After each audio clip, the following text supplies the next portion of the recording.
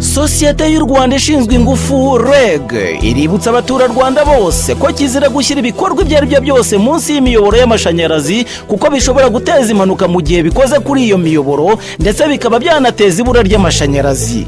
Ibi birareba abantu bose bubaka munsi y'iyo miyoboro y'amashanyarazi, baba bubaka amagorofa cyangwa amazu asanzwe, kimwe n'abatera ibiti ndetse n'ibihingwa birenze uburebure bwa metero 3 munsi y'iyo miyoboro no mu mpande zayo, kuko iyo ibyo biti bimaze gukura bikora kuri iyo miyoboro bikaba byakurura impanuka ndetse bigatuma umuriro w'amashanyarazi ugera ku bafatabuguzi ucikagurika. Abubaka iruhande rw'umuyoboro uringaniye w'amashanyarazi medium voltage cyangwa se moyenne tension bagomba gusiga byibura metero 6 uvuye ku muyoboro, naho abatera ibiti bagasiga byibura metero 6.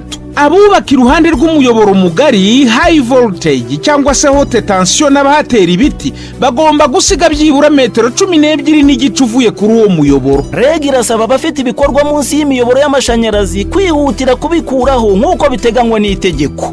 Ibi nibitubahirizwa REG zikuriraho ibyo bikorwa kandi bizagenda kuri iyo mirimo byose bikazirengerwa na ba nyiri ibikorwa bavuniye ibiti mu matwi. Kubahiriza aya mabwiriza ni inshingano yacu twese mu rwego rwo kubungabunga ibikorwa remezo no kwirinda ibura ry'umuriro w'amashanyarazi rya hato na hato.